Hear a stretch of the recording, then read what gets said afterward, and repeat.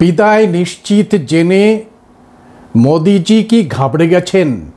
আপনারা নিশ্চয়ই খেয়াল করেছেন যে সম্প্রতি যে নির্বাচনী প্রচার, সেই প্রচারগুলোতে গিয়ে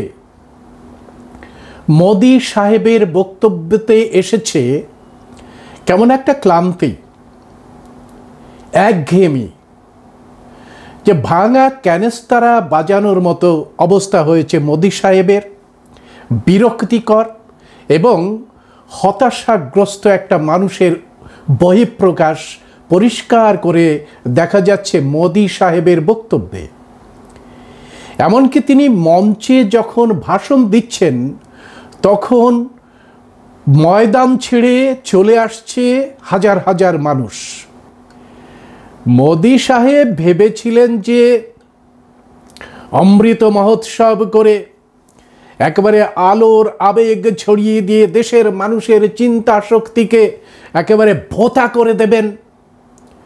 370, 3 তালাক, রাম মন্দির ইস্যু দিয়ে দেশের জনগণের মধ্যে এমন উন্মাদনা তৈরি করবেন যাতে গণতন্ত্র চুরমার হয়ে গিয়ে একনায়কতন্ত্র প্রতিষ্ঠিত হতে পারে, এবং এই একনায়কতন্ত্রের মধ্যে দিয়েই গোলওয়ালকার, সাভারকার এবং আরএসএসের স্বপ্ন পূরণ হতে পারে। এইভাবেই মোদি ভেবেছিলেন যে রাম মন্দির করতে পারলেই এই জায়গাটাকে একেবারে কভার করা যাবে, মানুষ উদ্বেল হয়ে উঠবে রামের নামে। কিন্তু গ্রাউন্ড লেভেলে, রিয়ালিটিতে সেটা দেখা যাচ্ছে না। তিনি ভেবেছিলেন ধর্মের আফেং ছড়িয়ে দিতে পারলেই মানুষ সব কিছু ভুলে যাবে, ওই ধর্মের যে মন্দিরগুলো আছে তার পাশে প্রসাদ পেয়ে মানুষ কৃতার্থ থাকবে। ভুলে যাবেন যে তিনি শপথ করেছিলেন, যখন প্রথম আসেন শপথ করেছিলেন বিদেশ থেকে কালো টাকা ফিরিয়ে আনবেন। মানুষ ভুলে যাবে যে 2 কোটি চাকরি দেওয়ার প্রতিশ্রুতি করেছিল মোদি সাহেব। মানুষ ভুলে যাবে যে প্রত্যেকটা মানুষের অ্যাকাউন্টে 15 লক্ষ টাকা দেবেন মোদি সাহেব। মানুষ ভুলে যাবে যে নিত্য প্রয়োজনীয় দ্রব্যের দাম কমানোর কথা মোদি সাহেব বলেছিলেন। এই সমস্ত প্রতিশ্রুতি থেকে মানুষের দৃষ্টিকে ঘুরিয়ে দেবার জন্যেই তিনি ধর্মের তাসটা খেললেন শেষ পর্যন্ত, এবং ধর্মকে সামনে নিয়ে এলেন বিরোধী রাজনৈতিক দলগুলোকে চুপ করিয়ে দেওয়ার জন্য। কেমন? কারণ ধর্ম আবেগের জায়গা, বিশ্বাসের জায়গা। ধর্মের ইস্যু যদি উত্থাপন করা হয় রাজনৈতিকভাবে, রাষ্ট্রীয়ভাবে, তাহলে রাজনৈতিক বিরোধী দলগুলো সেই ইস্যুকে বিরোধিতা করে রাস্তায় নামতে পারবে না। উত্তর ভারতে তিনি যে রাম মন্দির ইস্যু নিয়েছেন, ইত্যাদি ইত্যাদি ইস্যু নিয়েছেন, সেখানে প্রতিবাদ হয়নি, কারণ এটা ধর্মের তাস। এই ধর্মের তাসের বিরুদ্ধে যদি বিরোধীরা অবস্থান নেয় তাহলে সঙ্গে সঙ্গে মোদি এবং তার যে আইটি সেল ঝাঁপিয়ে পড়ে এই মানুষগুলোকে রাজনৈতিকভাবে একঘরে করে দিতে পারবেন।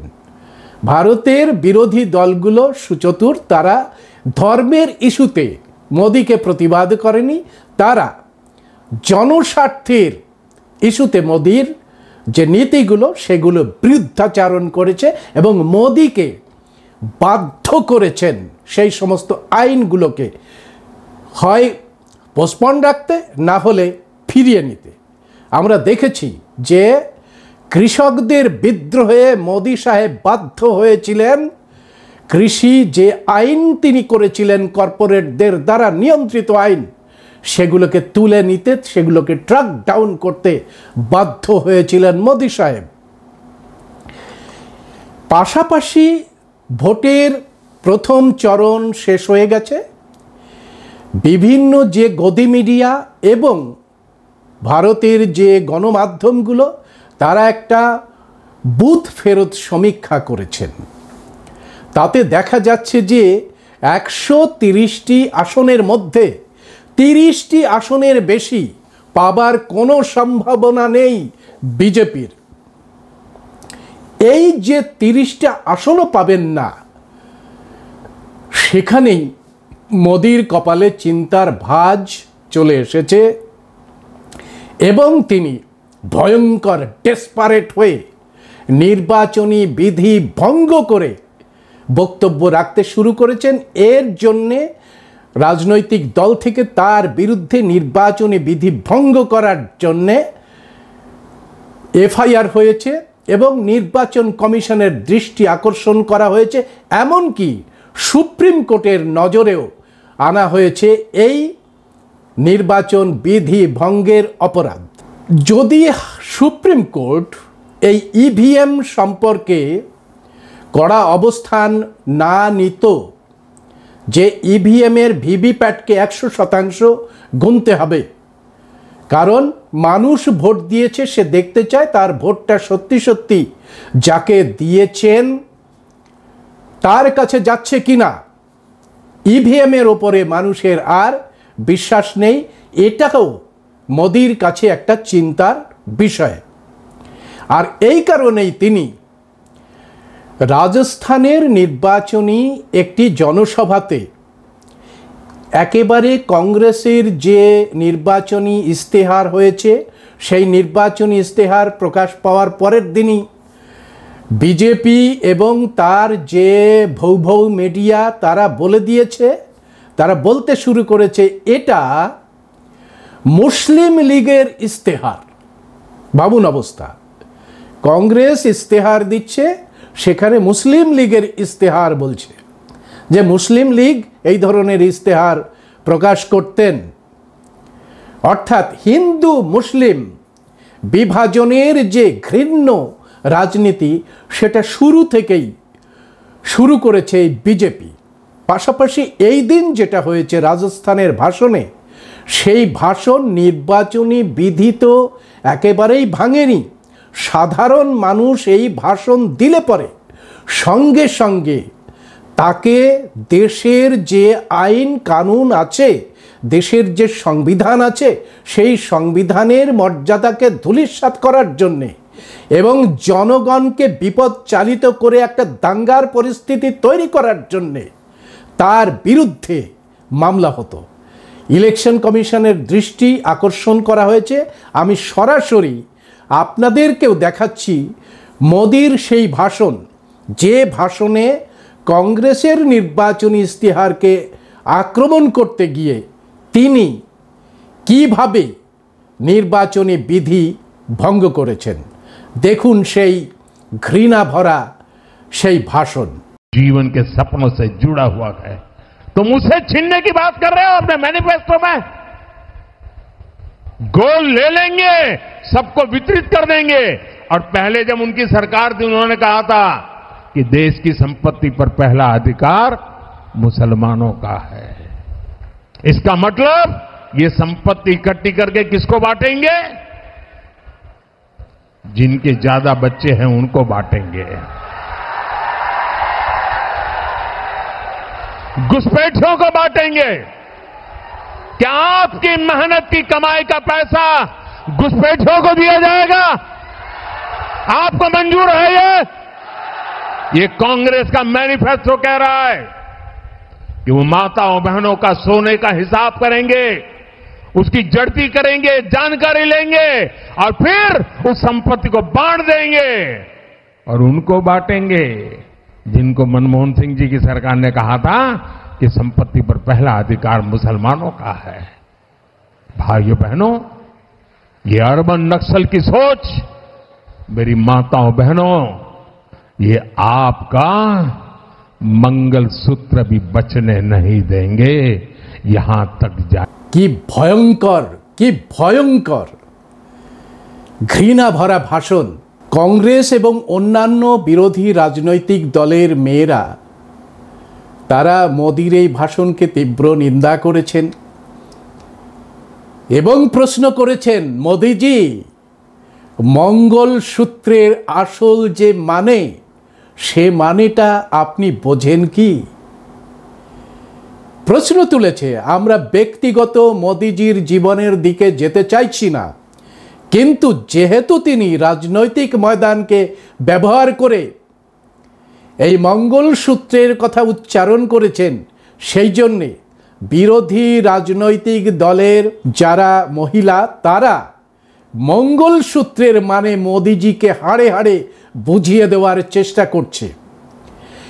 ঘটনাক্রমে এর প্রতিবাদ হয়েছে সারা দেশ জুড়ে, বিদেশে ছি ছি পড়ে গেছে যে নির্বাচনী বিধিকে উল্লঙ্ঘন করে মোদি এরকম একটি কি করে ভাষণ দিতে পারে প্রকাশ্য জনসভায়, যেখানে জনপ্রতিনিধিত্ব আইনে এরকম ভাষণ দিলে পরে তার যে মনোনয়নপত্র সেটা ক্যান্সেল হতে পারে, তাকে সঙ্গে সঙ্গে গ্রেপ্তার করা যেতে পারে, তাকে 3 বছরের কারাদণ্ড দেওয়া যেতে পারে, 6 বছরের জন্যে তাকে এই নির্বাচনী প্রক্রিয়া থেকে বহিষ্কার করা যেতে পারে।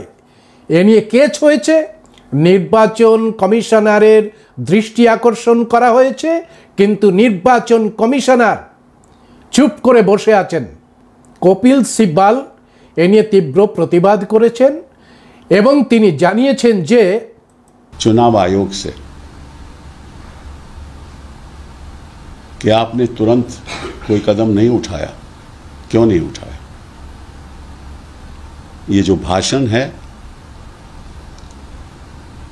इसकी आपको निंदा करनी चाहिए, मोदी जी को नोटिस देना चाहिए,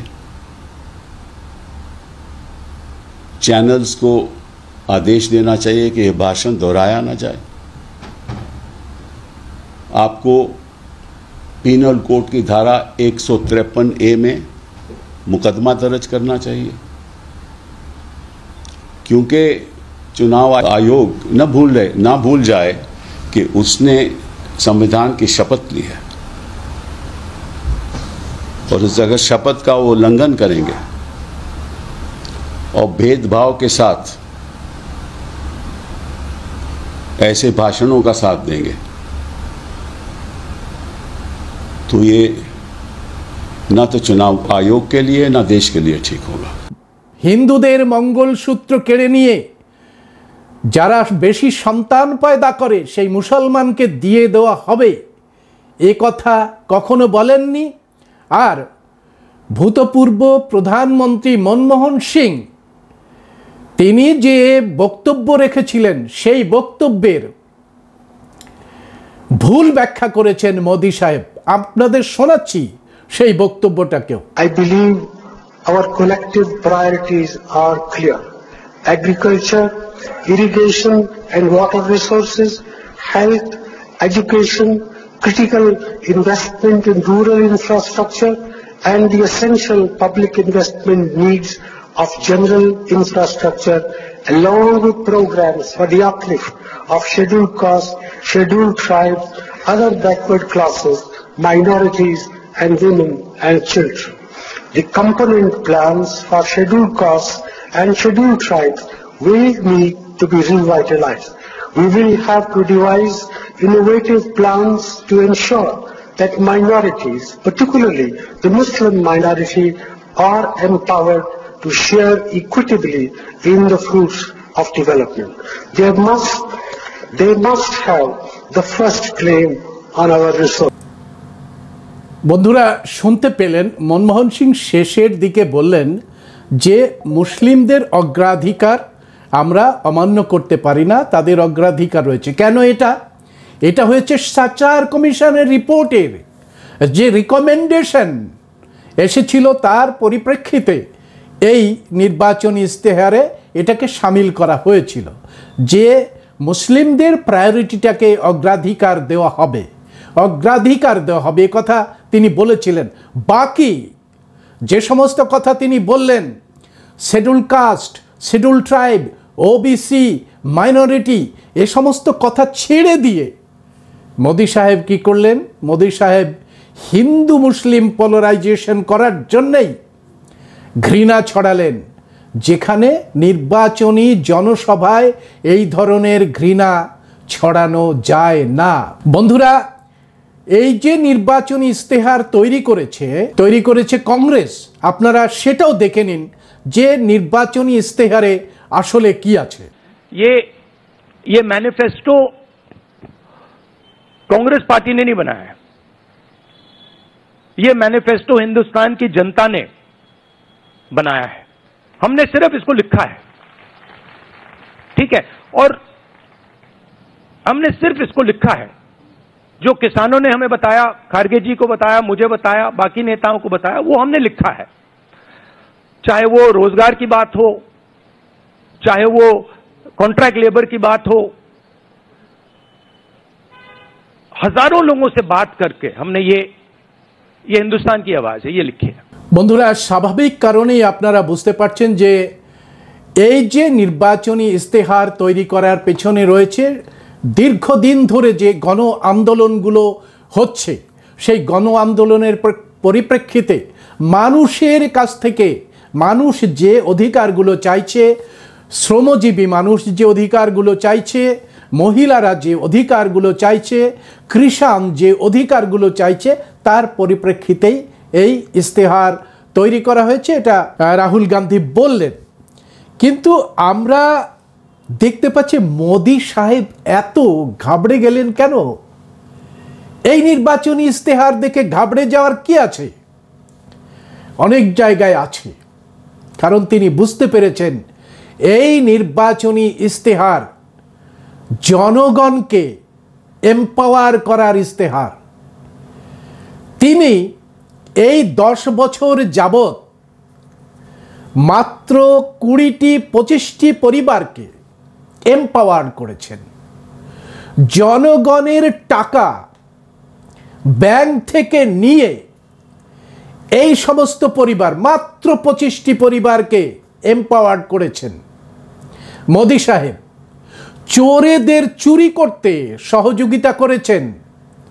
চোরেরা ভারতের একেবারে সাধারণ মানুষের জনধন যোজনায় সাধারণ মানুষের গচ্ছিত টাকা নিয়ে চৌকিদারের নাকের সামনে দিয়ে পালিয়ে চলে গেছে।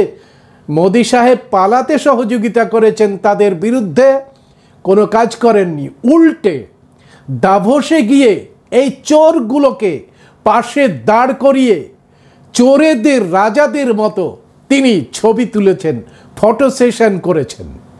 ফলে দেশের মানুষ বুঝতে পারছেন যে মোদি ওই যে 40 চোরেদের মতো তাদেরকে এম্পাওয়ার্ড করছেন, দেশের মানুষকে এম্পাওয়ার্ড করছেন না। দেশের মানুষের কোনো ধরনের উন্নতি হয়নি জুমলা ছাড়া।